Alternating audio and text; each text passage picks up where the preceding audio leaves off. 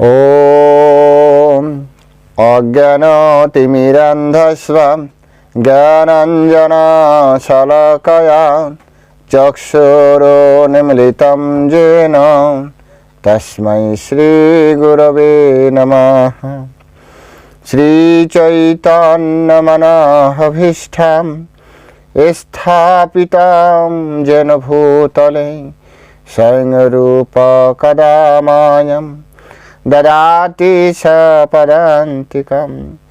वन्देऽहं श्रीगुरुं श्रीयुतो पदकमलं श्रीगुरान् वैष्णवांश्च श्रीरूपं सग्रजातं सहगणो रघुनाथान्वितं तं सजीवं सावधूतं सावधूतं परिजनसहितं कृष्णचैतन्यदेवं श्रीराधाकृष्णपादान् सहगणो ललिता श्रीविशाखान्वितांश्च।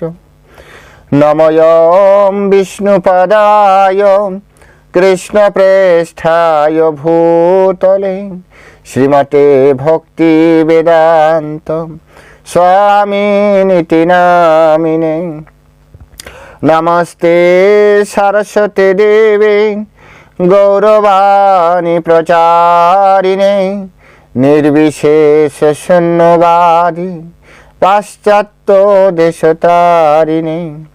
वाञ्छाकल्पतरुर्भश्च कृपा सिन्धु वयेव च पतितानां पावनेभ्यो वैष्णवेभ्यो नमो नमः।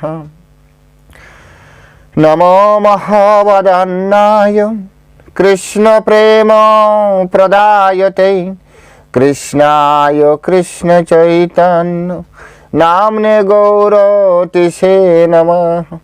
पञ्चतत्त्वात्मकं कृष्ण भक्तरूप स्वरूपकं भक्तावतारं भक्ताख्यं नमामि भक्तिशक्तिकम्।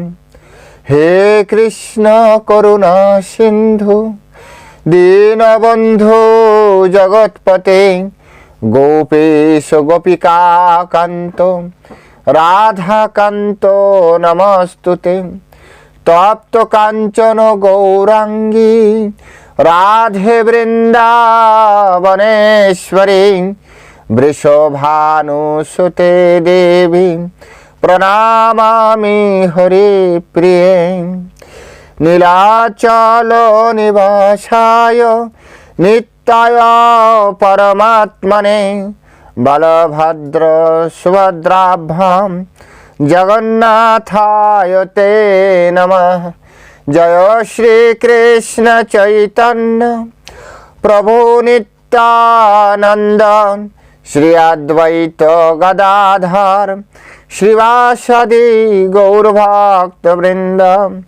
हरे कृष्ण कृष्ण कृष्ण हरे हरे हरे राम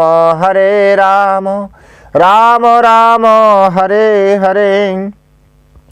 नारायणं नमस्कृत्य नरं चैव नरोत्तमं देवीं सरस्वती व्यासं ततो जयमुदीरयेत्। नष्टप्रायस्य अभद्रेषु नित्यं भगवतो सेवया भागवतो उत्तम श्लोके भक्तिर्भवति नैष्टिकी। ओम नमो भगवते वासुदेवाय ओम नमो भगवते वासुदेवाय ओम नमो भगवते वासुदेवाय। श्रीमद् भागवतम प्रथम स्कंध अध्याय 9 श्लोक 40। ललित गति বিলাস বলগুহাসন প্রণয় নিরীক্ষণ কল্পিত উরুমানা কৃতমনুকৃতব্বত উন্মাদান্ধান প্রকৃতিময়গণ কিল যশ গোপবদ্ধ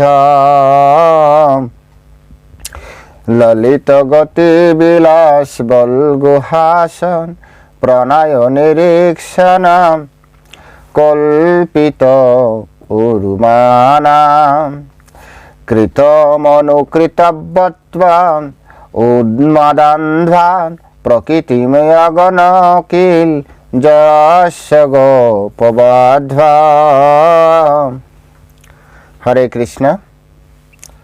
তো এই সংস্কৃত শ্লোকের অনুবাদ, আমার চিত্ত শ্রীকৃষ্ণে নিবদ্ধ হোক, যার সুন্দর গমনভঙ্গি, মধুর হাস্য, প্রেমপূর্ণ ঈক্ষণ ব্রজগোপিকাদের আকর্ষণ করেছিল। ব্রজগোপিকারা তার বিরহে উন্মত্তবৎ হয়ে তার গমনভঙ্গি ও বিবিধ কার্যকলাপের অনুকরণ করেছিলেন। হরে কৃষ্ণ। জয় শিল প্রভুপাদ কি জয়। তো এখন আমরা শিল প্রভুপাদ কর্তৃক এই সংস্কৃত শ্লোকের উপরে যে তাৎপর্য আছে সেই তাৎপর্যের আলোকে আমরা এই শ্লোকটি হৃদয়ঙ্গম করার চেষ্টা করব। তো শ্লোকটি অত্যন্ত গভীর তাৎপর্যপূর্ণ। বিশেষ এই শ্লোকটিতে পরমেশ্বর ভগবান শ্রীকৃষ্ণের রূপ, লাবণ্য, মাধুর্য এই সম্পর্কে সুন্দরভাবে বর্ণনা করা হয়েছে। বাস্তবিক এই ভৌতিক জগতে অনেক ব্যক্তি আছে যারা পরমেশ্বর ভগবানকে নিরাকার বলে মনে করেন। অনেকে এরকম শুনবেন যারা কৃষ্ণতত্ত্ব জানে না, তারা পরমেশ্বর ভগবানকে নিরাকার বলে দাবি করে তারা ভগবত তত্ত্ব ওখানে স্টপ করে দেন। তাই তাদের জন্য এই শ্রীমদ্ ভাগবতম পঠন পাঠন শ্রবণ কীর্তন অত্যন্ত জরুরি, এবং তাদের ওই যে পুরানো চিন্তাধারা, সেই চিন্তাধারা সেটিকে একটি সত্যিকারের রূপ প্রদানের জন্য এই শ্রীমদ্ ভাগবতম পাঠ করা প্রয়োজন, শ্রবণ করা প্রয়োজন। এখানে পিতামহ ভীষ্ম স্পষ্ট করে বলছেন, আমার চিত্ত শ্রীকৃষ্ণে নিবদ্ধ হোক, যার সুন্দর গমন ভঙ্গি। তো যদি কোনো ব্যক্তি নিরাকার হয় তাহলে কি তার গমন ভঙ্গি থাকার কথা? গমন ভঙ্গি থাকার কথা নয়। অনেক বিদ্বান ব্যক্তি এই ভৌতিক জগতে ভৌতিক পড়াশোনার মাধ্যমে যারা নিজেদেরকে গর্বিত করে তুলেছেন, আপনারা পার্সোনালি অনেকের সাথে মিট করতে পারেন অথবা সোশ্যাল মিডিয়াতে অনেকে রয়েছেন যারা নিজেদেরকে অনেক পণ্ডিত ব্যক্তি হিসেবে উপস্থাপন করেন সকলের সামনে, কিন্তু ভাগবতের এই সকল শ্লোকের মাধ্যমে আমরা বুঝতে পারি যে এই সকল ব্যক্তিগণ সত্যিকারের পণ্ডিত নয়। কারণ ওনারা যদি সত্যিকারের পণ্ডিত হবেন তাহলে পিতামহ ভীষ্ম এখানে এইসব কথা কেন বলছেন? পিতামহ ভীষ্ম ওনার সম্পর্কে সুখদেব গোস্বামী বলছেন। প্রথমে আপনারা জানেন সুখদেব গোস্বামী পিতামহ ভীষ্ম সম্পর্কে বলছে, পিতামহ ভীষ্ম শাস্ত্রজ্ঞ, তত্ত্বজ্ঞ, পণ্ডিত ব্যক্তি। আর এই কথা মূলত সুখদেব গোস্বামী নিজে বলছেন না, সুখদেব গোস্বামী বলছিলেন এইভাবে, ওটা ছিল সুখদেব গোস্বামীর ইনডাইরেক্ট স্পিচ যেটাকে বলা হয়।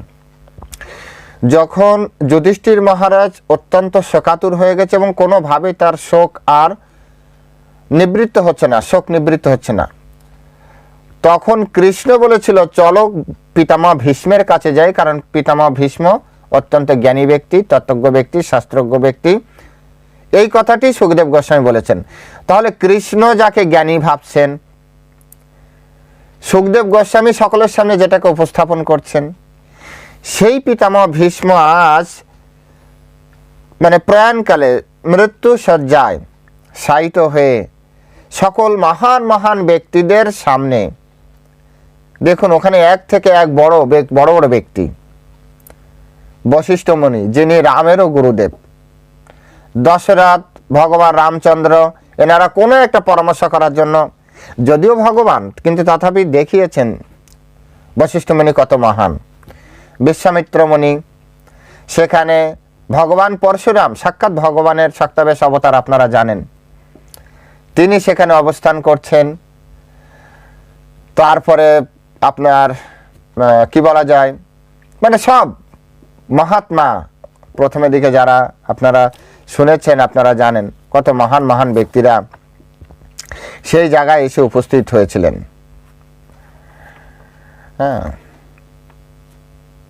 হ্যাঁ, সেখানে কপিল দেব ভগবান এসেছিলেন, দেবর্ষি নারদ, শিব, এনারা সবাই সেখানে এসেছিলেন।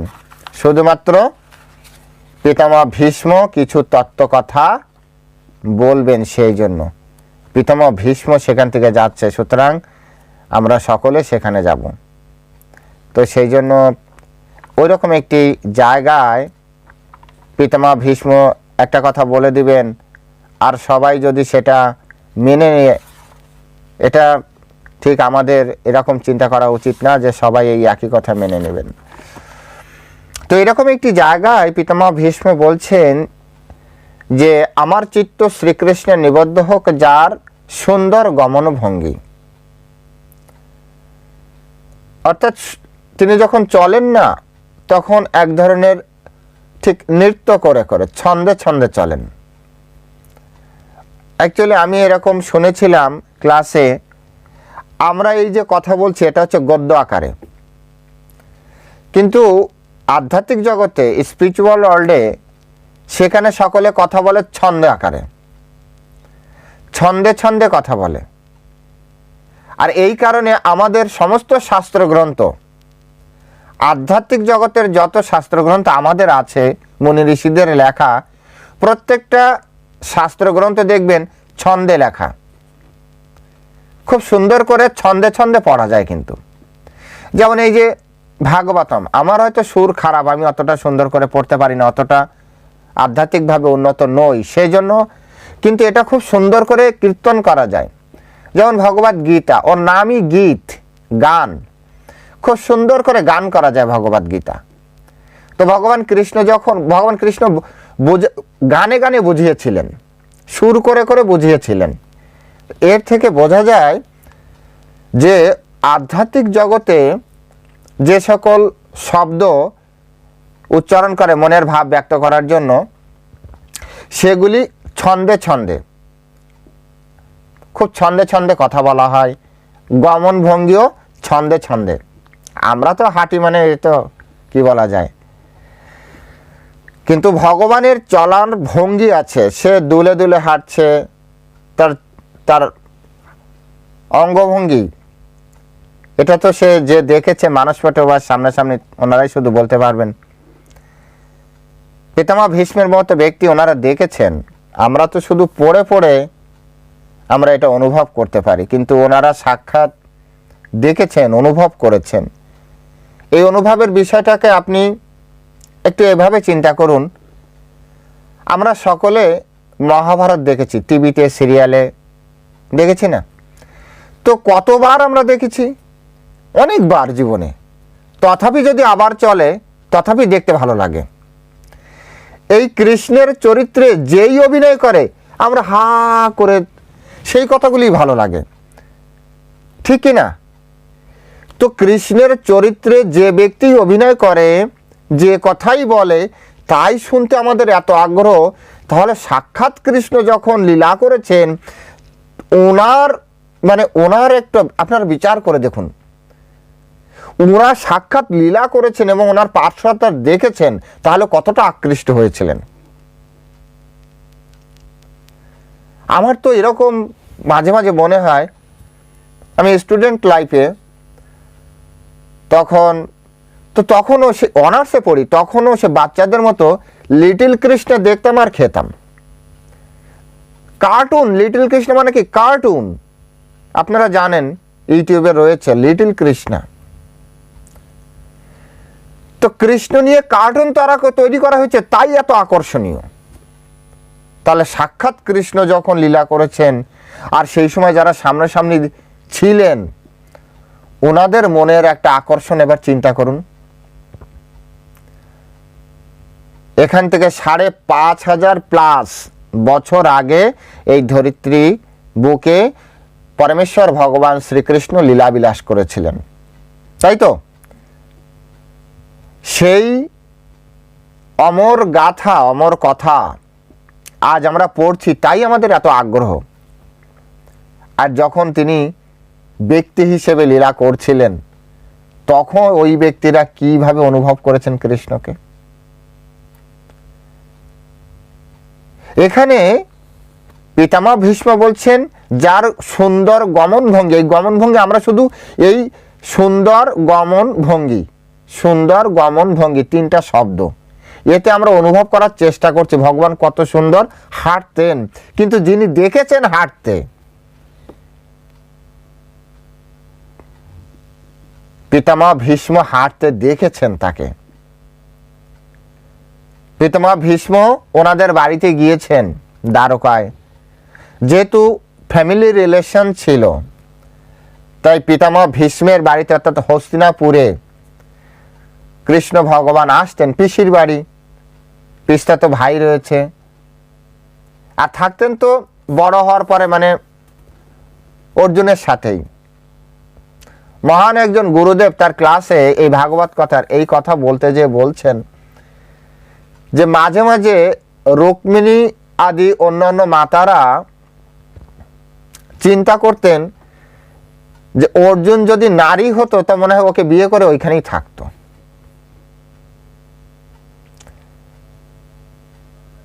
(16,108টা স্ত্রী ছেড়ে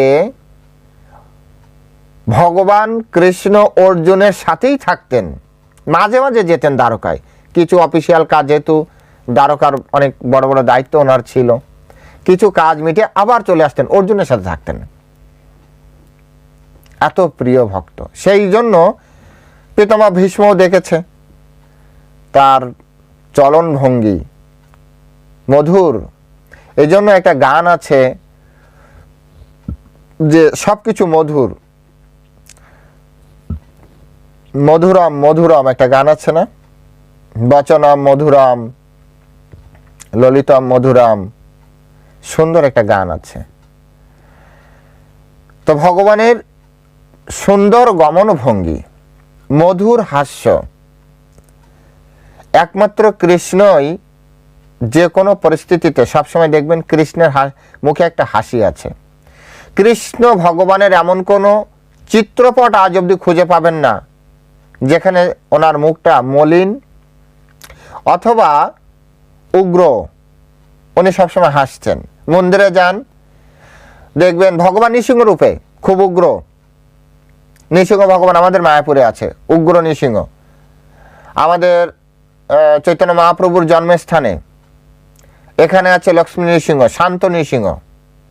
কিন্তু আপনি যে কোনো মন্দিরে যান, কৃষ্ণ ভগবানের মুখ দেখুন, দেখবেন সবসময় হাসছে, বাঁশি একটা নিয়েছে, হাসছে।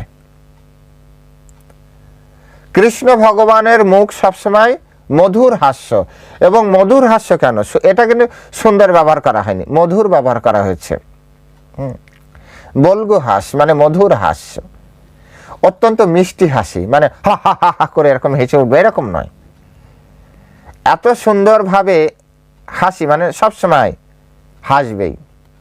এই হাসির পিছনে হয়তো অনেক কারণ আছে, আমরা জানি না, কিন্তু আমার যেটা অনুভব হয়, মনে হয় যে সামনে যে যাই করুক না কেন, ভগবান জানে লাস্টে কি হবে, সেটা আমি জানি, তুমি কতটুকু কি করতে পারবে, এই চিন্তা করে হয়তো তিনি হাসতে থাকেন। কেউ হয়তো চুরি করছে, ভগবান বলে করো, চুরি করো, কিন্তু আমি তো দেখছি লাস্টে তোমার এই চোরের জন্য কি হবে তাও আমি জানি, তাই না? কেউ হয়তো যেমন শকুনি অনেক প্ল্যান করে, আর দূর থেকে কৃষ্ণ ভগবান সব কিছু বুঝে ফেলে। সেই জন্য তো হাসছে, দেখো হাসছে। তাই বলছে যে মধুর হাস্য, ভগবান সবসময় হাস্য উজ্জ্বল মুখ, অত্যন্ত হাস্য উজ্জ্বল এবং প্রেমপূর্ণ ঈক্ষণ। এটি ভগবানের যদি একটা দিক এভাবে নির্ধারণ করা যায় না, কিন্তু কখনো যদি বলা হয় একটা দিক, তো এই প্রেমপূর্ণ ঈক্ষণ এটি হচ্ছে সব থেকে। এই যে দৃষ্টি, তাকানোর যে স্টাইল ভগবানের, বিশেষ কৃষ্ণের, ভগবান রামচন্দ্রের না, ভগবান বামনদেবের না, বা অন্য কারো নয়, ভগবান কৃষ্ণের ঈক্ষণ। বলছে ব্রজ গোপিকাদেরও আকর্ষণ করেছিল তার দৃষ্টি। এত সুন্দরভাবে পরমেশ্বর ভগবান তাকায় কারোর দিকে যে তার দৃষ্টির মাধ্যমে তিনি হৃদয়ের মধ্যে পৌঁছে যায় এবং হৃদয় থেকে তাকে টেনে নিয়ে আসে। ওনার এই দৃষ্টি এত গভীরে প্রবেশ করতে পারে। এই যে ব্রহ্মাণ্ড তৈরি করছে দৃষ্টির মাধ্যমে, তো তাই না? দুর্গা দেবীর উপরে, মায়া দেবীর উপরে তিনি বৈরাঙ্গা শক্তির উপর দৃষ্টিপাত করলেন আর ব্রহ্মাণ্ড তৈরির তিনি শক্তি প্রদান করলেন, তাই না? তাহলে এখানে বলছে যে প্রেমপূর্ণ ঈক্ষণ, প্রেমপূর্ণ প্রণয় নিরীক্ষণ কল্পিত উর্মানা, প্রণয় নিরীক্ষণ প্রেমপূর্ণ। ভগবানের দৃষ্টিতে প্রেম রয়েছে, আমাদের দৃষ্টিতে কাম রয়েছে। আমাদের যে দৃষ্টিভঙ্গি, সেই দৃষ্টিভঙ্গিতে কি রয়েছে? সেই দৃষ্টিতে কাম রয়েছে, কাম। আর ভগবানের দৃষ্টিতে কি রয়েছে? প্রেম। কিভাবে বুঝবো? আমাদের দৃষ্টি কোনো না কোনো কিছু চায়, আমাদের মন ভালো রাখার জন্য এই দৃষ্টি কিছু না কিছু সবসময় দেখে। একটা সুন্দর ফুল দেখছেন, তো এই ফুলটা আপনার ভালো লাগছে, তাই আপনি ভালো দেখছেন, সুন্দর করে দেখছেন। আপনি সিনেমা দেখতে যাচ্ছেন, দেখছেন, আপনার দৃষ্টি সিনেমার উপরে পড়ছে, আপনার আনন্দ লাগছে তাই। তাই আমাদের যে দৃষ্টি, এই দৃষ্টিতে কি আছে? আমাদের কাম রয়েছে। একটা সুন্দর বিল্ডিং, যেতে যেতে একটা সুন্দর বিল্ডিং দেখছেন, বিল্ডিং এর দিকে তাকিয়ে আছেন কেন? উফ, কত সুন্দর বিল্ডিং। আর মনে মনে ভাবতে পারেন এরকম একটা বিল্ডিং যদি আমার হয়। এই জন্য কাম রয়েছে আমাদের দৃষ্টিতে, কিন্তু ভগবানের দৃষ্টিতে রয়েছে 100% প্রেম। কেন ভগবানের দৃষ্টিতে প্রেম থাকে, আমাদের দৃষ্টিতে কাম থাকে? ভগবানের দৃষ্টিতে কাম থাকার কোনো সুযোগ নেই, কারণ ভগবানের এই ভৌতিক জগৎ থেকে কিছু চাওয়ার নেই। কি চাইবে? যার ইচ্ছামাত্র সবকিছু তৈরি হতে পারে, সেই জগতে কি চাইবে? এই বিচার করুন, যিনি ইচ্ছা করলে, মানে এরকম না যে আবার একটা নতুন সেটআপমেন্ট করতে হবে, কিছু লোক আনতে হবে, তারপরে ব্রহ্মাণ্ড, ইচ্ছা মাত্র অনন্ত কোটি ব্রহ্মাণ্ড তৈরি হতে পারে, ইচ্ছা মাত্র। তিনি কি চাইবেন এই জগতে? কার কাছে কি চাইবেন? এই জন্য ওনার কাছে কিছু চাওয়ার নেই। আর যার চাওয়া নেই, যার পাওয়া নেই, তার আর কি 100% নিউট্রাল। বলবেন তাহলে এই যে অর্জুনের সাথে যে এত ভালো রিলেশন, সেটা কি? এটা পূর্ব জীবনের তপস্যার ওনারা করেছে। বলছে ওকে, ঠিক আছে, লীলা বিলাসের জন্য।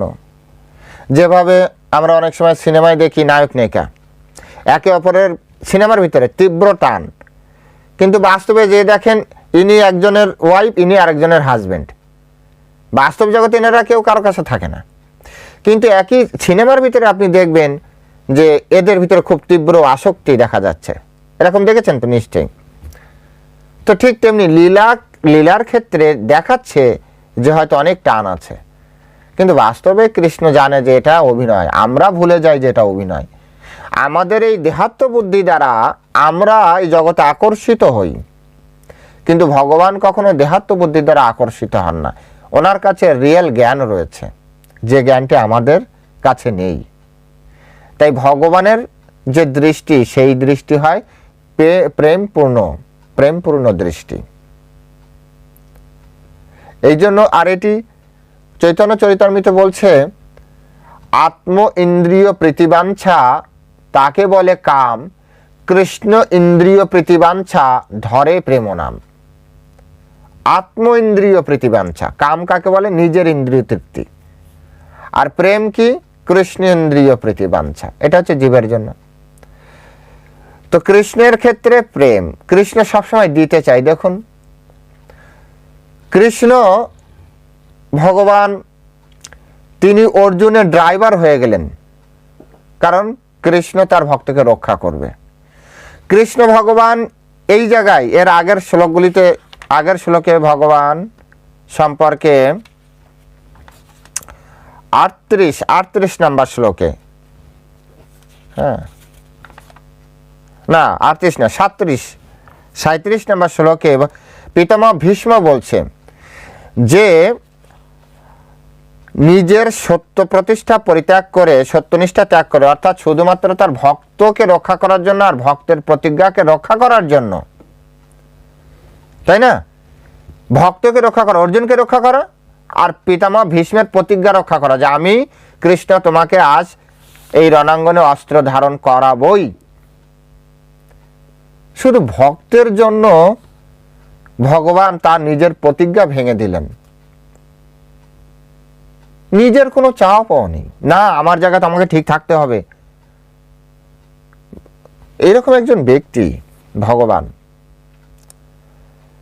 তাই শুধুমাত্র দিয়ে যায়। হ্যাঁ, সবসময় আমরা, ভগবান বলেছেন যে সর্বধর্মান পরিত্যাজ্য মাম একম শরণম ব্রজহম তম সর্ব পাপেভ্যো মোক্ষয়িষ্যামি মা শুচ। এটি শুধু কথার কথা নয়, কিন্তু ভগবদ গীতায় ভগবান বলেছেন যে আমি তোমাকে সবসময় রক্ষা করব। এটি শুধু কথার কথা নয়, আপনি শাস্ত্র পড়ে দেখুন, যখন যখন তার ভক্ত বিপদে পড়েছে ভগবান নিজে পার্সোনালি এসে, নিজে এসে, না আরেকজনকে পাঠিয়েছে এরকম না, নিজে পার্সোনালি এসে তাকে প্রোটেক্ট করেছে। ভগবানের কাছ থেকে শিখতে হয় যে আসলে কারো দায়িত্ব নিলে তার দায়িত্বটা কতটা মানে তার দায়িত্ব গ্রহণ করাটা কতটা, যে কোনো পরিস্থিতিতে পাণ্ডবদের তিনি রক্ষা করেছেন। সেই জন্য ভগবানের দৃষ্টিতে শুধু প্রেম রয়েছে। এবং কতটা প্রেম বলছে, ব্রজ গোপিকাদের আকর্ষণ করেছিল। ব্রজ গোপিকারা অত্যন্ত উন্নত। এইটা তো গেল ভাগবতম। সনাতন গোস্বামী একটি গ্রন্থ লিখেছেন বৃহৎ ভাগবতামৃত।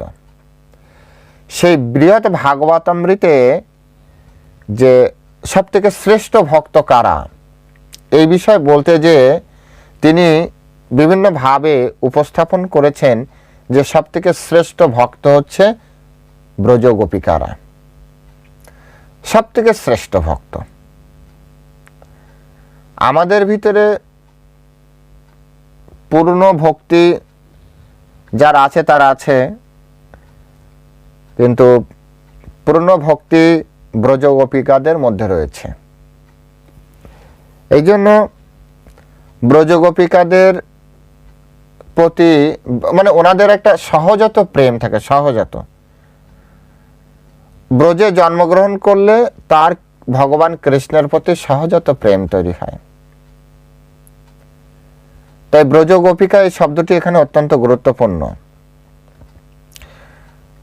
আমাদের এখানে একজন প্রভু আছে, তার সাথে এই ভৌতিক জগৎ থেকে আধ্যাত্মিক জগতে যাওয়ার বিষয় শ্রবণ করলে আমি প্রশ্ন করেছিলাম যে একবারই কি যাবে কি না, যারা তপস্যা করছে, যেমন মায়াপুরে আমরা আছি, আমি বলছিলাম যারা মায়াপুরে আছে ভজন সাধন করছে, তো প্রভু এইবারই কি ভগবত ধামে যাবে?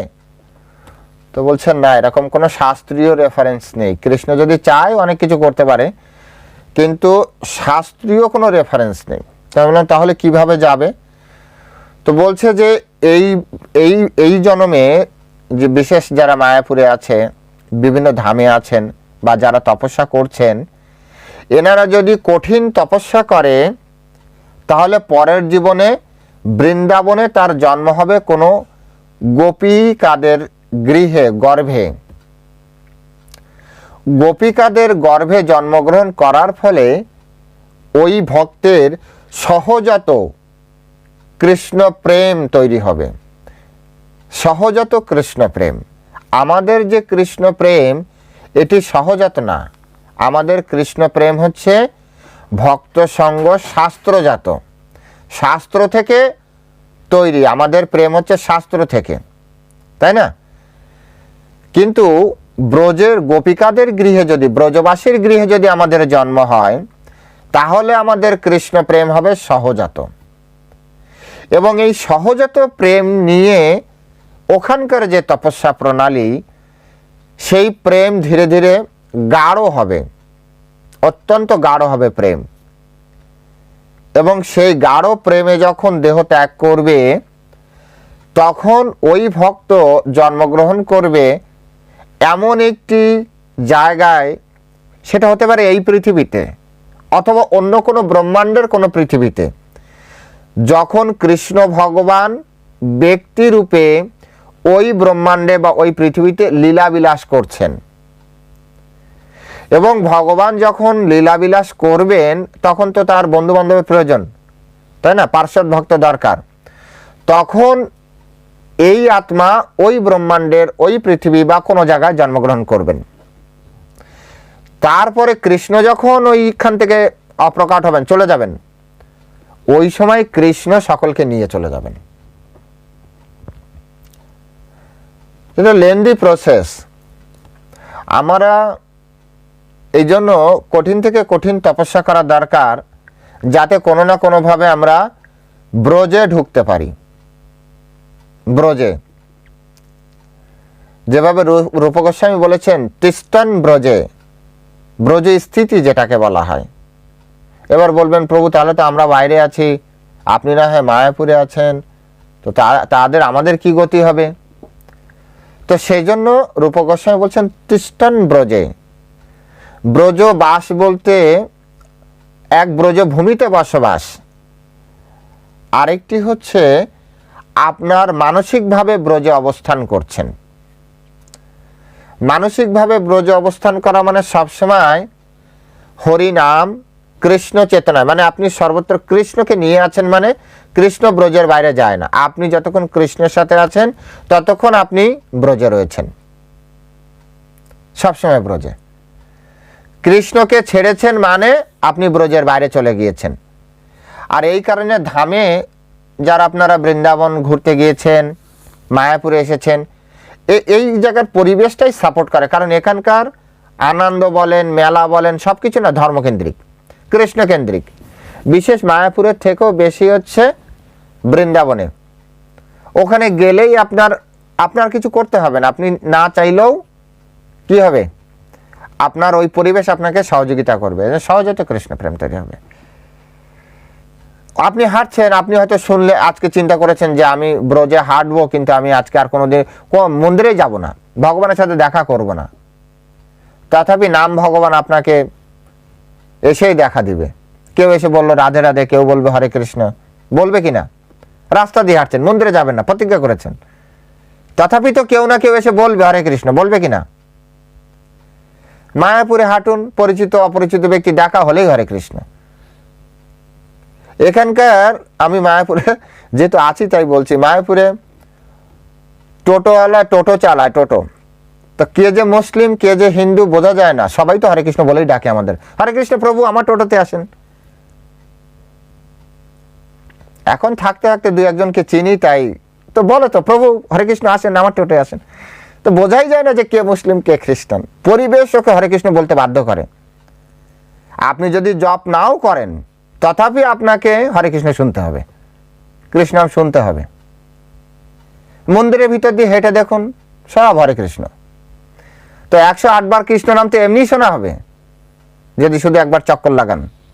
আর আপনি না চাইলেও আপনাকে, এটা ন্যাচারাল সম্বোধন, আপনাকে কেউ হরে কৃষ্ণ বললে আপনাকে তো একবার একটু বলতে হবে, তা নাহলে তো একটা প্রেস্টিজ ইস্যু, তাই না? মানুষ বলবো বাবা ঘ্যাম হয়েছে, অহংকার বেড়ে গেছে।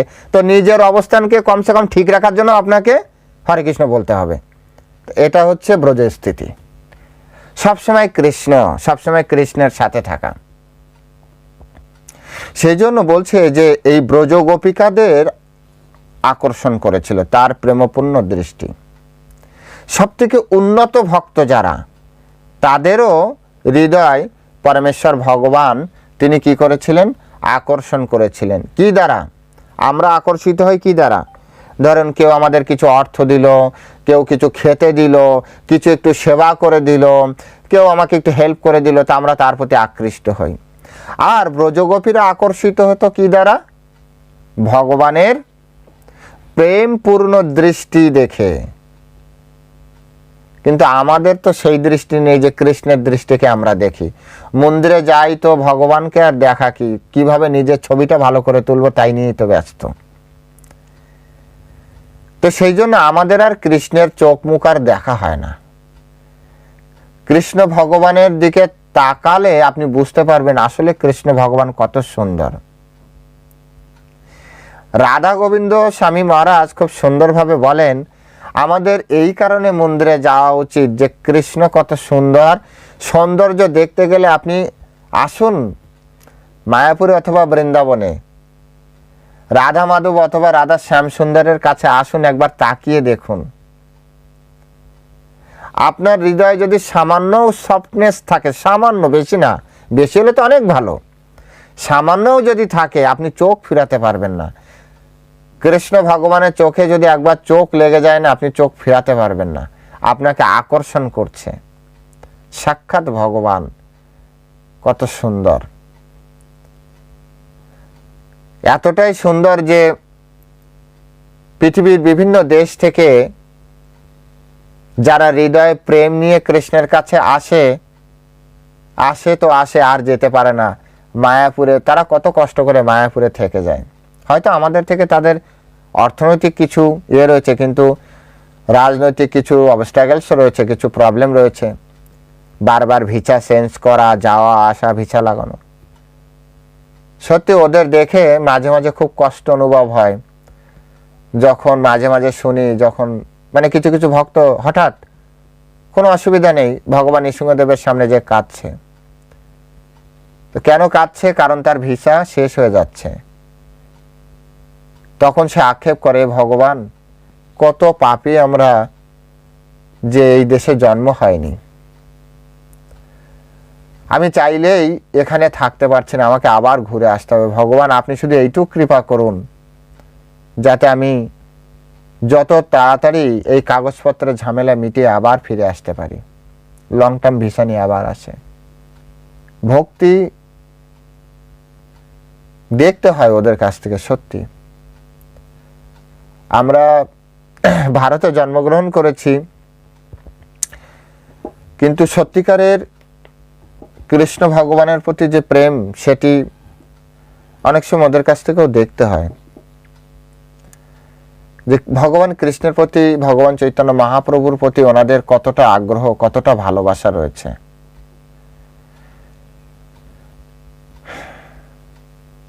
তো এই জন্য নিজের ভিতরেও প্রেম থাকতে হয়, তা নাহলে কৃষ্ণ ভগবানকেও দেখা যায় না। ভগবান তো সকলের দিকে তাকিয়ে আছে, কিন্তু সকলে তো দেখতেও পাচ্ছে না, সেটা স্বীকারই করছে না ভগবানকে। তাই ব্রজ গোপিকাদের মতো হৃদয় হতে হবে, তাহলে ভগবানের শুধুমাত্র দৃষ্টির প্রতি সকলে আকৃষ্ট হবে। অর্থের প্রয়োজন নেই, সময় এমনিই চলে যাবে। এরপরে বলছেন যে এখানে ছিল প্রভুপাদ এই লাইনটা বলার পরে একটা নোট দিয়েছেন যে রাস নৃত্য থেকে তার অন্তর্নিহিত হওয়ার পর ব্রজ গোপিকারা যে বিরহ উন্মত্ত হয়ে তার মানে রাসলীলা হওয়ার পরে, রাসলীলা সম্পর্কে আমি বিশেষ বলবো না, শুধু এলুকুই বলবো যে ওখান থেকে একবার মানে রাধারানীর, শ্রীমতী রাধারানীর ভিতরে হয়েছিল যে ভগবান কৃষ্ণ আমার, তো ওনাকেও এই জিনিসটা বোঝানোর জন্য তিনি সেখান থেকে অন্তর্ধান হয়ে গিয়েছিলেন ভগবান কৃষ্ণ। তো সে অন্তর্ধান হওয়ার পরে ভগবান কৃষ্ণ জন্য সকলের যে বিরহ, সেই বিরহটা মানে তারা অনুভব করেছিল। ভগবান কৃষ্ণকে দেখতে দেখতে না দেখতে পাওয়া, সেই বিরহ তারা অনুভব করেছিল, যে কৃষ্ণের বিরহ কাকে বলে। ভৌতিক জগতে যে নতুন বিবাহ হয়েছে এরকম স্বামী স্ত্রী যদি আলাদা কখনো চাকরির সূত্রে অনেক সময় আর্মিতে বা অন্য জায়গায় চলে যায়, তো তাদের যে বিরহ না, তার থেকে কয়েকশো কয়েক লক্ষ কোটি গুণ বেশি বিরহ, বা তার থেকে অধিক। ওনারা বুঝতে পারবেন বিরহ জিনিসটি এরকম, যে ভগবান এই নাচতে নাচতে কোথায় গেল, কোথায় গেল, পাগলের মতো। এবং সেখানে শব্দ ব্যবহার করেছে উন্মাদান্ধা, উন্মত্তবৎ, পাগল হয়ে গিয়েছিল, পাগলের মতো ওনারা ব্রজগোপীরেখার পাগলের মতো হয়ে গিয়েছিলেন। সেজন্য ব্রজগোপিকাদের মতো যে সহজাত প্রেম আমাদের মধ্যে নেই, আমাদের সেই জিনিসটি আমাদের ভিতরে নেই। এটি আসতে পারে যদি গুরু গৌরাঙ্গ কৃপা করে কখনো আমাদের ভজনে, যদি আমরা অত্যন্ত দৃঢ় হই। এবং আচার্যরা বলেন, বিশেষ শিল প্রভুপাদ, ইস্কনের প্রতিষ্ঠাতা আচার্য এবং প্রভুপাদ, ভক্তি সিদ্ধান্ত সরস্বতী ঠাকুর এবং গৌর কিশোর দাস বাবাজি সহ আমাদের যে গুরু পরম্পরা রয়েছে, ওনারা বলেন প্রতিদিন কমপক্ষে কেউ যদি 1 লক্ষ নাম জপ করতে পারে, 1 লক্ষ নাম জপ করা মানে 64 মালা, আমরা যে 16 মালা জপ করি সেই 64 মালা কেউ যদি জপ করতে পারে।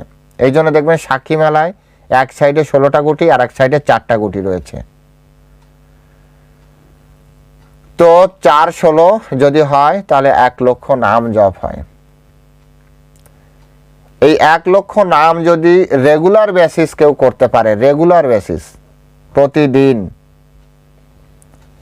তাহলে যে গুরু গৌরাঙ্গের কৃপায় এই ব্রজ গোপিকাদের যে স্থিতি, সেই স্থিতি আমার আপনার হৃদয়ে প্রকট হতে পারে। এবং প্রকট হওয়ার পরে যে স্থিতি তৈরি হয় সেটি হচ্ছে ভগবান কৃষ্ণকে আপনি হয় সবসময় সর্বত্র দেখবেন, আর তা না হলে বিরহে উন্মত্তবৎ আচরণ হবে। যেভাবে চৈতন্য মহাপ্রভু শেষের দিনগুলো, আপনারা জানেন শেষের দিনগুলি কিভাবে তিনি মানে ঈশ্বর পর থেকে আর কি মানে কৃষ্ণের জন্য কিভাবে, চৈতন্য চরিতামৃত আছে পড়বেন, কিভাবে তিনি আচরণ করেছিলেন।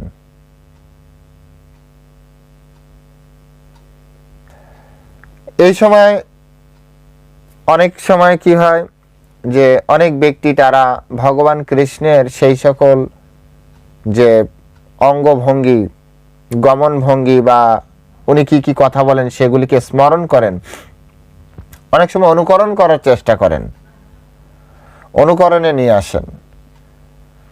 কিভাবে অনুকরণে নিয়ে আসেন? হয়তো কেউ কৃষ্ণের মতো করে হাঁটছে, মানে কৃষ্ণকে মেমোরাইজ করছে, কেউ কৃষ্ণের মতো করে কথা বলছে, এরকম একটি ভাব ওনাদের ভিতরে লক্ষ্য করা যায়। অর্থাৎ সব কিছু মিলিয়ে যদি চিন্তা করা হয় যে সব সময় কৃষ্ণ কৃষ্ণ কৃষ্ণ, চলে গেলেও কৃষ্ণকে স্বপ্নের মতো করে কৃষ্ণের সাথে সব সময় থাকা, স্বপ্নের ভিতরে যেমন থাকে সেরকম ভাবে একটা সেকেন্ড হয় পার্সোনালি কৃষ্ণ থাকবে, তা না হলে কৃষ্ণের স্মৃতি তার সাথে থাকবে। যেভাবে গোপী গীত আপনারা কেউ পড়েছেন কিনা, আমাদের সুশীল প্রভু আছেন, আপনারা অবশ্যই পড়েছেন। তো গোপী গীতে আছে যে পরমেশ্বর ভগবান শ্রীকৃষ্ণের জন্য কত সুন্দরভাবে ওনারা মনে করতেন। যারা দামোদর লীলা শ্রবণ করেছেন বা নিজেরা পাঠ করেছেন, সেখানেও আলোচনা করা হয়েছে যে ভগবান কৃষ্ণ থেকে একটু বাইরে এসেও তারা কৃষ্ণের কথা সুন্দরভাবে স্মরণ করে। অর্থাৎ হয় সামনে কৃষ্ণের সাথে কথা বলছে, নয় কৃষ্ণের সাথে মিশছে।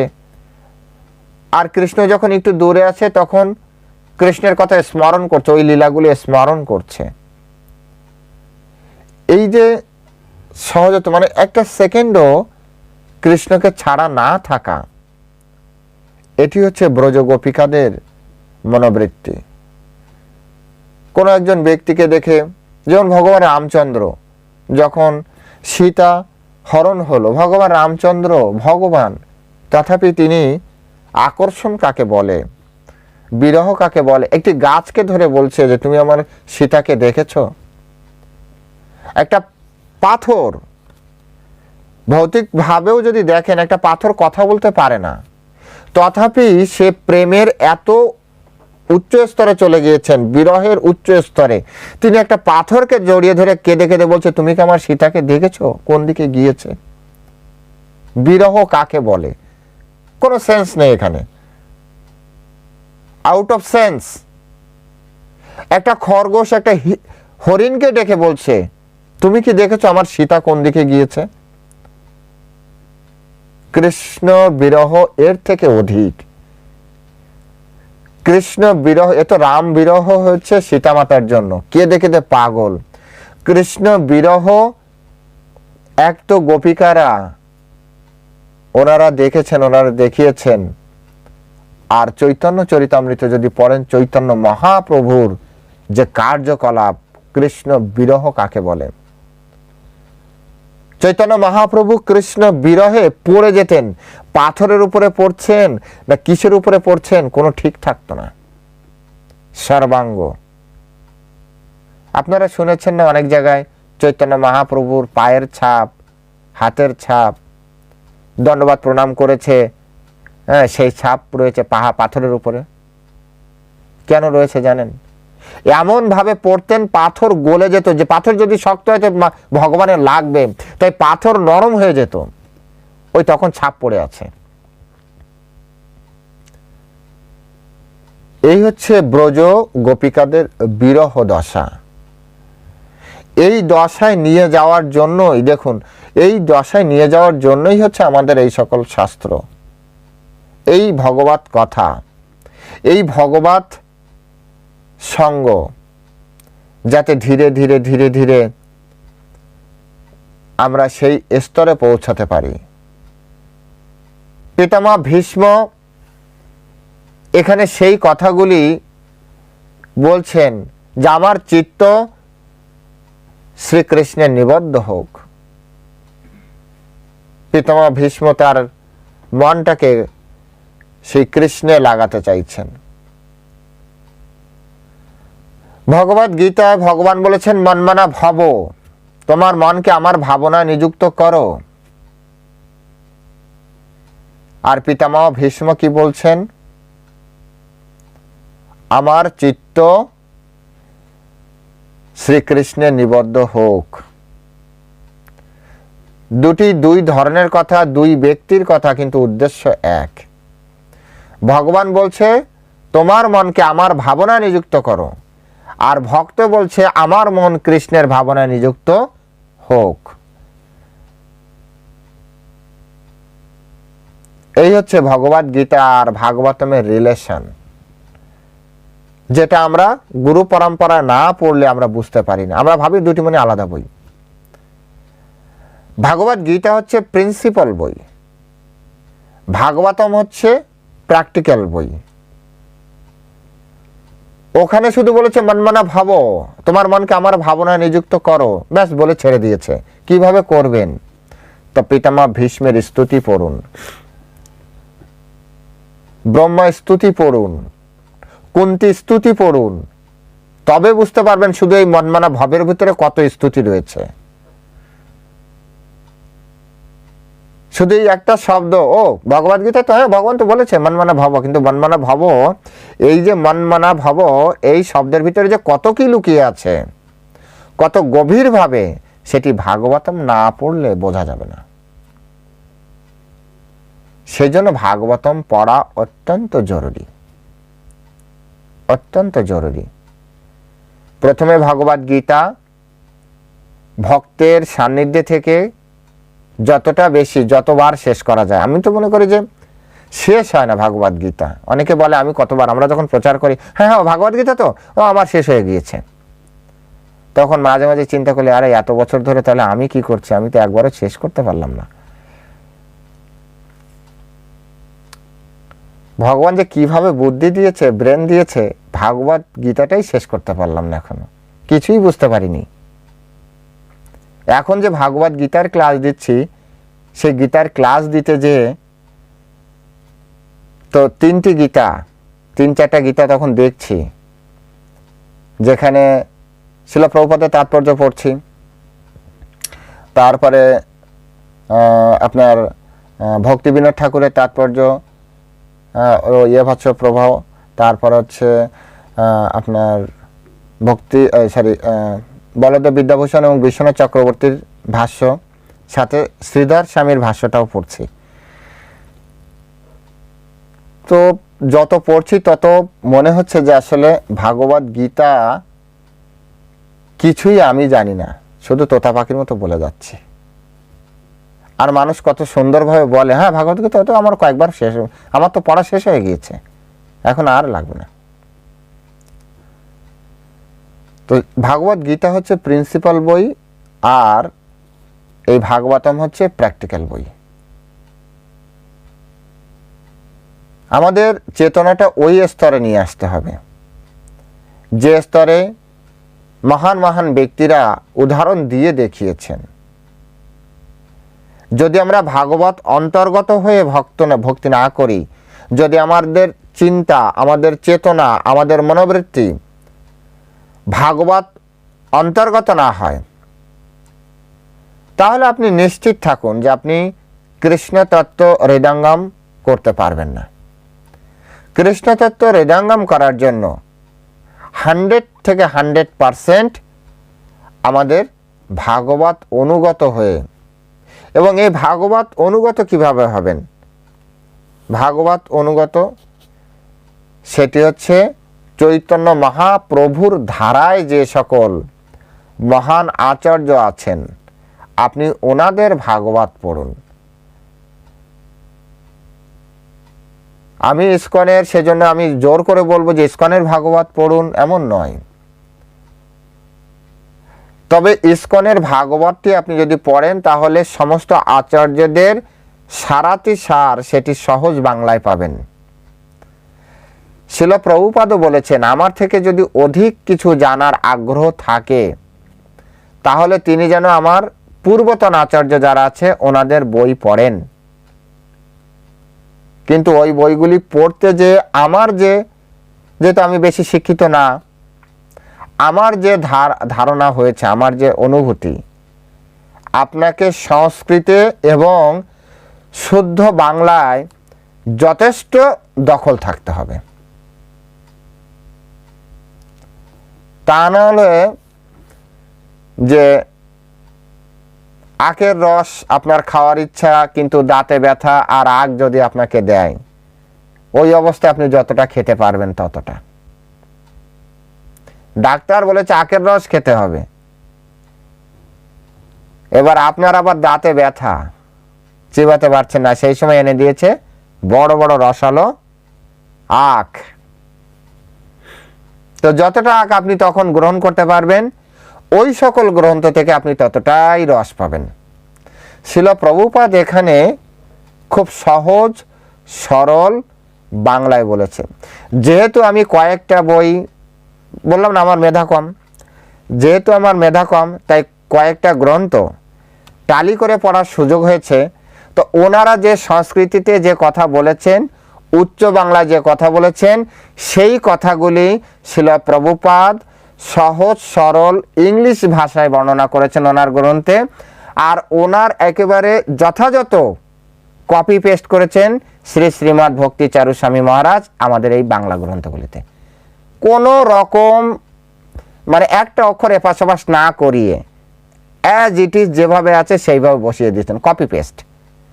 মানে আপনি যত আচার্যের যা ভাষ্য, যা মূল সেন্স, তা সহজ সরল ভাষায় পাবেন ইসকনের বইতে।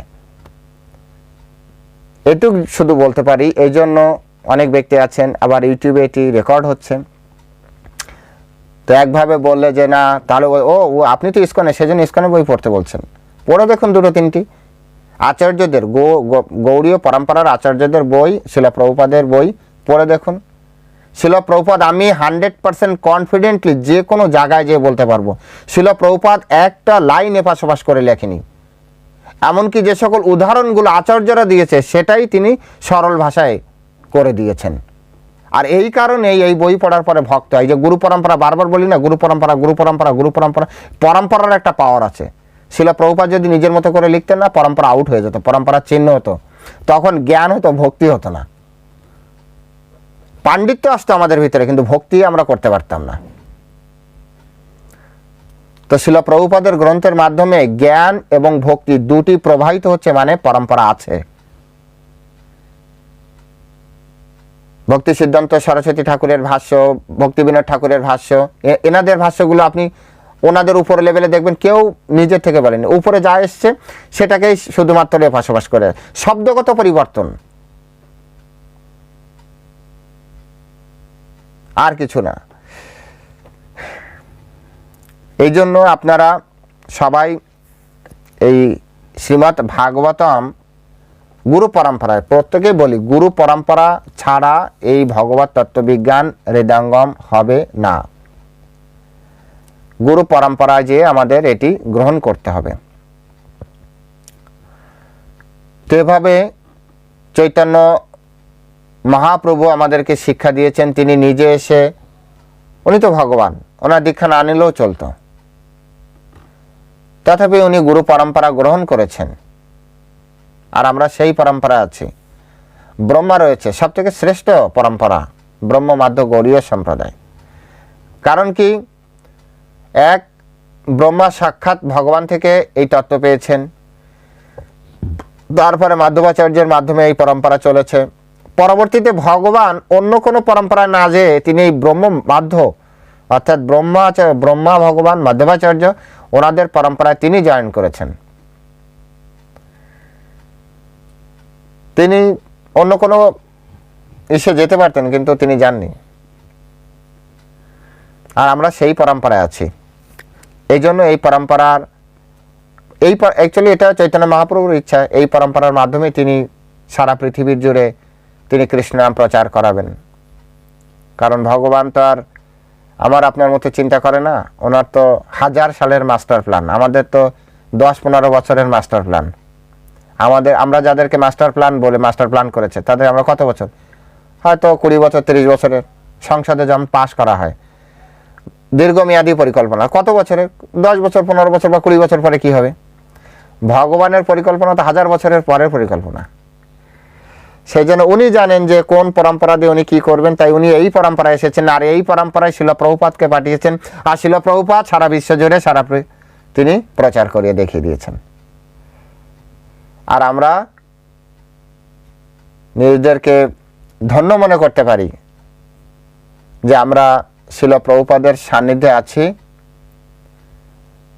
যার কৃপায় আজ শুদ্ধ ভক্তি আমরা বুঝতে পারছি। বিশেষ এসি ভক্তিবেদান্ত স্বামী প্রভুপাদ এবং ভক্তি সিদ্ধান্ত সরস্বতী ঠাকুর প্রভুপাদ, ভক্তি সিদ্ধান্ত সরস্বতী ঠাকুর প্রভুপাদের ওনার প্রবন্ধাবলী থেকে এখন আবার আমি ওটি পড়ছি, ইউটিউবে দিচ্ছি, যদি কারো সুযোগ থাকে সময় থাকে দেখতে পারেন। বিশুদ্ধ গৌড়ীয় সিদ্ধান্ত নামে, অমৃত সিদ্ধান্ত কাকে বলে, গৌড়ীয়দের অনেক অনেক উচ্চ মার্গের সাধন ভজন, গৌড়ীয়দের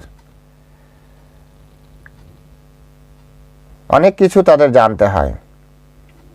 সেজন্য আপনারা অবশ্যই একই সাথে দুটি জিনিস করুন, একই সাথে দুটি জিনিস, সেটি হচ্ছে শাস্ত্র অধ্যয়ন প্লাস যে সাধন ভজনে যে জপ ধ্যান অর্চন এগুলি করুন। বিশেষ করে জপটা আর শাস্ত্রটা, এই দুটি নিন, এই দুটি ঠিকভাবে করুন, তাহলে পিতামহ ভীষ্ম বা আমরা যা এই যে শিক্ষা নিচ্ছি, এই শিক্ষাটা আমাদের কাজে আসবে। এখানে পিতামহ ভীষ্ম বলছেন যে ওনার চিত্ত কৃষ্ণে নিবদ্ধ হোক। সেই কৃষ্ণর কেমন, সেই কৃষ্ণ আপনি কৃষ্ণ ভগবান নিরাকার এরকম আমরা না ভাবি, তিনি সাকার। আপনার যে ভগবান হচ্ছেন ইষ্ট ভগবান, যিনি আপনার ইষ্ট ভগবান, তার যে চিত্রপট, তার যে ছবি, সেটি সবসময় আপনার হৃদয়ে থাকবে। আপনি চাইলে যাতে আপনার ইষ্ট ভগবানের সাথে, এখানে অনেকেই আছেন যারা হয়তো ইষ্ট ভগবান জানেন না। ভজন রাজ্যে এগুলি একটি গুরুত্বপূর্ণ। ইষ্ট ভগবান জানতে হয়। ভগবানের অনন্ত রূপ আছে না ভগবানের, এর ভিতরে একজন ভগবান যিনি আপনার আরাধ্য ভগবান। সব ভগবান সবার আরাধ্য নয় কিন্তু। যেমন কারো হয়তো রাধা মাধব আরাধ্য ভগবান, কারো মদন মোহন আরাধ্য ভগবান, কারো হয়তো গোপাল আরাধ্য ভগবান, কেউ হয়তো রাধা রাসবিহারী আরাধ্য ভগবান। এই যে রসটা, এটা আপনাকে খুঁজে বের করতে হবে।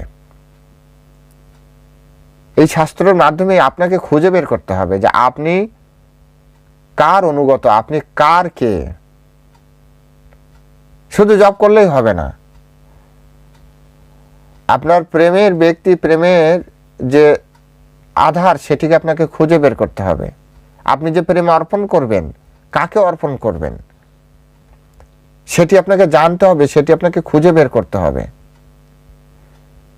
কে আপনাকে হেল্প করবে? গুরুদেব আপনাকে হেল্প করবে। গুরুদেবকে কে সহযোগিতা করবে? কৃষ্ণ ভগবান সহযোগিতা করবে। কৃষ্ণকে কে সহযোগিতা করবে? আপনি সহযোগিতা করবেন। বলবেন এটি আবার কেমন কথা, ভগবান কৃষ্ণকে আমি কিভাবে সহযোগিতা করব? তো এটা চৈতন্য চরিতামৃতে বলেছে, জপিতে জপিতে যবে প্রেমাঙ্কুর হবে, সাধ্য সাধন তত্ত্ব বুঝিবারে পাবে।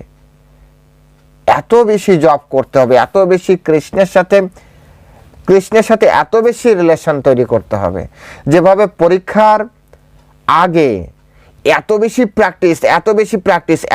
প্র্যাকটিস যে প্রশ্ন দেখার সাথে সাথে আপনার চোখের সামনে ভাসবে উত্তরটি। এত বেশি পরিমাণে জপ করতে হবে, এত বেশি পরিমাণে কৃষ্ণের সাথে অ্যাটাচমেন্ট বাড়াতে হবে আমাদের, যাতে কৃষ্ণ ভগবান আপনার হৃদয়ে প্রকটিত হয় একটা রূপ নিয়ে। ওই হচ্ছে আপনার ইষ্ট ভগবান। তখন আপনি বুঝতে পারবেন যে আপনি কোন ভগবান। আপনি কি বঙ্কবিহারীর রসে রয়েছেন, নাকি রাধা রাসবিহারীর রসে রয়েছেন, নাকি আপনি রাধা মাধবের রসে রয়েছেন। এগুলি খুঁজে বের করা আমাদের জন্য, এই শিক্ষাগুলি ওই উদ্দেশ্যে।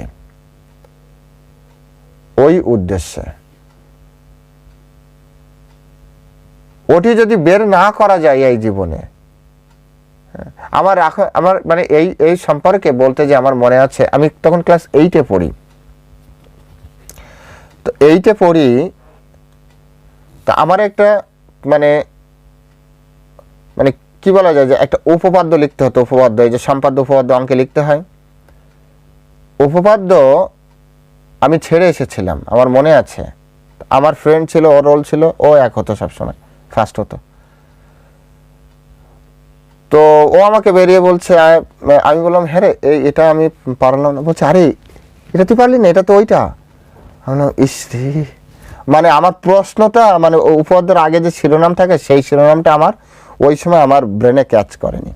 আমি জানি, আমি পারি, কিন্তু আমি ওটা লিখতে পারিনি। আমার ভালো মনে আছে, তখন ক্লাস 8-এ পড়ি। ঠিক একইভাবে আমরা এই যে জব করছি, আমরা কার জন্য জব করছি? এই প্রশ্ন যদি আপনাকে করা, আপনি কার জন্য জব করছেন, তো দেখবেন উত্তর আসবে ভাষা। ভক্তি করতে গেলে জব করতে হয়, জব না করলে আমি ভগবত ধাম যেতে পারবো না। ভগবত ধামে কোন রসে যাচ্ছেন, কার সাথে সম্পর্ক আপনার? যাই উপরে যেয়ে দেখবো কোথায় আমার ঘর, কোথায় বাড়ি, না, এরকম না। একটা ট্রেনের টিকিট কাটতে গেলেও আপনার নির্দিষ্ট আগে স্টেশন ঠিক করে তারপর বলতে হয়, তাই না? টিকিট মাস্টারকে বলতে হয় না যে আমি অমুক স্টেশনে নামবো, নাকি আপনি যে বলবেন কিছু টাকা দিবেন আর বলবেন আমাকে একটা টিকিট দিয়ে দিন, তো উনি বলবে কোথায় যাবেন, আর দিন এই টাকায়, যে এক জায়গায় দিয়ে দিন। তো মানুষ কি ভাববে? তো আমরা জব করছি, তো উপর থেকে চল, কোথায় যাবেন? যাও উপরের দিকে যাব, এক জায়গায় নিয়ে চলুন। উপরে অনেক জায়গা রয়েছে। সেজন্য সাধন ভজনের মাধ্যমে বললাম না, গৌরীয় ভজন অত্যন্ত সিক্রেট, অত্যন্ত অত্যন্ত কেন প্রভুপাদের মতো ব্যক্তি বলেছে ভজন করো, সাধন করো, মরতে জানলে হয়। ভজন করো, সাধন করো, এমনি বলিনি, কিন্তু কথাটা কতটা গুরুত্বপূর্ণ। বলছে ভজন করো, সাধন করো, মরতে জানলে হয়। মৃত্যুর আগে আপনাকে শিওর করে নিতে হবে যে আপনি ঠিক কার বাড়িতে যেতে চাইছেন, কার সাথে আপনার রিলেশন। উপরে রাজা রাসবিহারী দাঁড়িয়ে আছে, উপরে বঙ্কবিহারী দাঁড়িয়ে আছে, উপরে মদনমোহন দাঁড়িয়ে আছে। আপনি যে বলবেন আরে এত তো হওয়ার কথা না, এরকম কেন, তখন মাথা চুলকালে তো বলবো কি একে আবার নিচে পাঠাও। আপনাকে এখান থেকে পুরো অ্যাড্রেস, ফাইনাল অ্যাড্রেস নিয়ে তারপরে ওখানে যেতে হবে। কেন বারবার করে এই যে চলছে, কেন বারবার করে পিতামহ ভীষ্ম স্পষ্ট করে বলছে ওই কৃষ্ণে আমার চিত্ত নিবদ্ধ হোক, ওই কৃষ্ণে আমার চিত্ত নিবদ্ধ হোক, কেন বলছে? এটাকে বলে আইডেন্টিটি।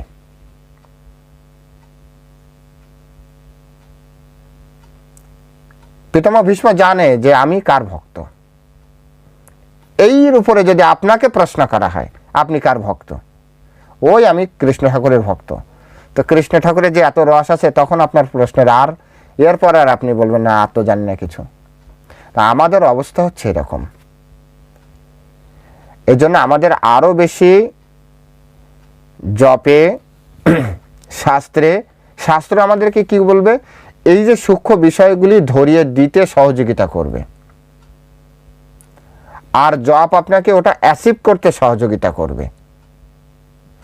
যে শাস্ত্র বলবে এরকম এরকম বিষয় আছে, কিসের মাধ্যমে এখন প্রাপ্তি হবে? কলিযুগে জপের মাধ্যমে। জপিতে জপিতে যাবে প্রেমাঙ্কুর হবে। দেখুন জপ করতে করতে প্রেম তৈরি হয়েছে কিনা। সাধ্য আর সাধন তত্ত্ব বুঝিবারে পাবে। সাধ্য মানে কি? আপনার আরাধ্য ভগবান। আর সাধন মানে যে পথ দিয়ে আপনি এগোবেন, কিভাবে আপনি তাকে প্রেম নিবেদন করবেন, কিভাবে ভালোবাসবেন কৃষ্ণ ভগবানকে।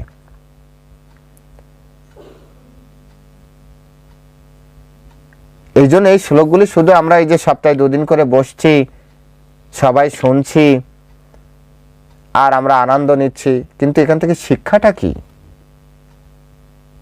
নাকি শুধু সময় পাস করছে, না এখন তো কাজ নেই আর শুনতে ভালোও লাগছে, আর আমার তো বকবক করতে এমনি ভালো লাগে, আমিও বকবক করে যাচ্ছি, কিন্তু আসলে প্রকৃত আমাদের কোনো লাভ হচ্ছে কিনা? লাভটা হচ্ছে বারবার করে আমার চিত্ত কৃষ্ণে নিবদ্ধ হোক।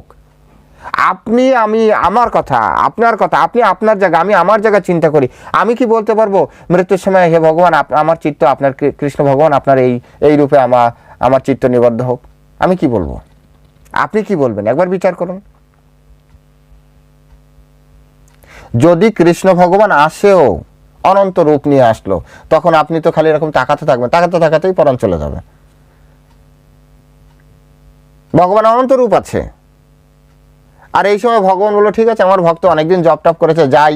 ভগবান এসে দাঁড়ালো আপনার চারিদিকে, এখানে তো কৃষ্ণ ভগবান রয়েছে, এখানে বিভিন্ন মনি ঋষি রয়েছে, পাণ্ডব রয়েছে, তো ধরুন আমার আপনার সামনে ভগবানের অনন্ত রূপ এরকম চারিদিকে ঘিরে থাকলো, আমরা এরকম তাকালে এরকম করে ভগবান বলবে যে পিতামহ ভীষ্মের স্তুতি বলে তুমি কি শিখলে? সেখানে বলেছে আমার চিত্ত কৃষ্ণ ভগবানের এই রূপে আকৃষ্ট হোক। এতগুলো রূপের ভিতরে কোনো রূপ তোমার আকৃষ্ট করতে পারলো না? সব তো আপসা দেখে চলে গেলাম। এরকম হবে না? সেই জন্য ভজন সাধনের জায়গাটা আমাদের এরকম আরো সুন্দর, আরো বেশি হতে হবে। ব্রহ্ম মাধ্য গৌড়ীয় সম্প্রদায় আপনার জন্ম হয়েছে মানে আপনি এইবার এই যে ভৌতিক লীলার, ভৌতিক চেতনা থেকে আপনি ব্রজ স্থিতিতে যাওয়ার উপযুক্ত। আর যদি সেই স্তরে আপনি ভগবানকে সন্তুষ্ট করতে পারেন, হয়তো আপনি এইবারই ভগবানের কাছে, ভগবান যদি চায়, যদিও শাস্ত্র মতে আমি আগেই বলেছি, শাস্ত্রের মতে এইভাবে স্টেপ বাই স্টেপ আমাদের এগোনোর কথা। তো কমসে কম আমরা ব্রজে যাওয়ার তো একটা নিতে পারি, ব্রজে যাওয়ার যে অবস্থা সেটি তো আমরা নিতে পারি। তাই পিতামহ ভীষ্মের মতো আমরাও যাতে ভগবান সম্পর্কে এরকমভাবে বলতে পারি যে আমার চিত্ত ভগবানের এই রূপের প্রতি আকৃষ্ট হোক, ভগবানের এই রূপ আমি কখনোই মিস করতে চাই না। যে কোনো একটা ভগবানের রূপ। অনেকে দেখবেন জগন্নাথের ভক্ত, সে জগন্নাথের ভক্ত তো ভক্ত, বোম মারলেও আর কি অন্য কারো ভক্তি করে না। জগন্নাথই কৃষ্ণ, কৃষ্ণই জগন্নাথ। আছে এরকম, দেখেছেন আপনারা? জগন্নাথের কথায় কথায় জগন্নাথের ভক্ত, খায় জগন্নাথ, চলে পান্ডাদের মতো, জগন্নাথের ভক্ত। ওই রকম ভাব থাকতে হবে আমাদের হৃদয়ে। কৃষ্ণ ভগবানের ক্ষেত্রে তো আরো কঠিন, কারণ কৃষ্ণের অনন্ত রূপ তো অনন্ত লীলা। তো এখান থেকে এই কথাগুলি শেখার চেষ্টা করুন আপনারা। আমার অনুরোধ, আপনারা ভাগবত পড়ুন। অবশ্যই আমার থেকে হয়তো আরও বেশি আপনারা সুন্দরভাবে জানতে পারবেন। আমি হয়তো আপনাদের জাস্ট একটা ক্লু দিচ্ছি যে এইভাবে আপনারা এগোতে পারেন এবং ধীরে ধীরে আপনাদের চেতনার পরিবর্তন করে কৃষ্ণে আপনাদের, ভগবান দৃষ্টি দিয়ে রেখেছে আমাদের প্রতি ভগবানের প্রেমপূর্ণ দৃষ্টি আছে। যদি না থাকতো তাহলে এতক্ষণ বসে এই কৃষ্ণ ভগবানের কথা আমরা শুনতে পারতাম না। কিন্তু সাথে সাথে আমাদের হৃদয়ে ব্রজ গোপিকাদের মতো হচ্ছে কি না, এমন না ব্রজ গোপিকাদের মতো হলে আমাদের আবার শাড়ি পরতে হবে, আছে কিছু অপসম্প্রদায় বলা হয়, এরকম করবেন না।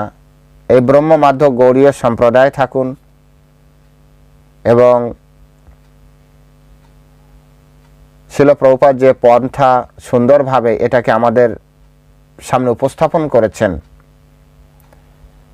সেই সাথে যুক্ত থেকে আপনারা আপনাদের প্রত্যেকের জায়গায় প্রত্যেকের সাধন ভজন যে প্রণালী,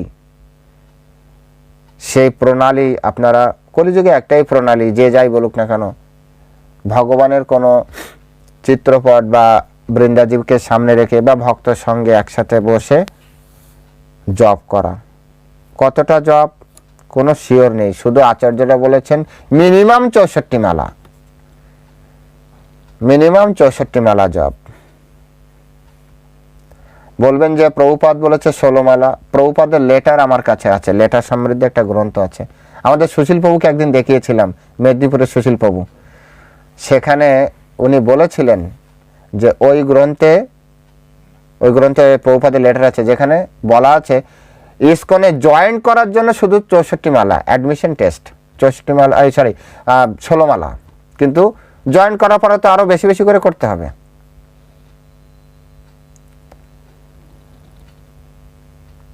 সুতরাং চেষ্টা করুন আর ভগবানের কাছে প্রার্থনা করুন, এর থেকে বেশি কিছু বলার নেই। তো আজ এ পর্যন্তই, অনেক সময় হয়ে গেল মনে হচ্ছে। যাই হোক, বাঞ্ছা কল্পতরুর্ভশ্চ কৃপা সিন্ধুভ্যেব চ পতিতানাং পাবনেভ্যো বৈষ্ণবেভ্যো নমো নমঃ। জয় অনন্ত কোটি বৈষ্ণববৃন্দ কি জয়, শিল প্রভুপাদ কি জয়, নিতাই গৌর প্রেমানন্দে হরি বল। শ্রীমদ্ ভাগবতম কি জয়।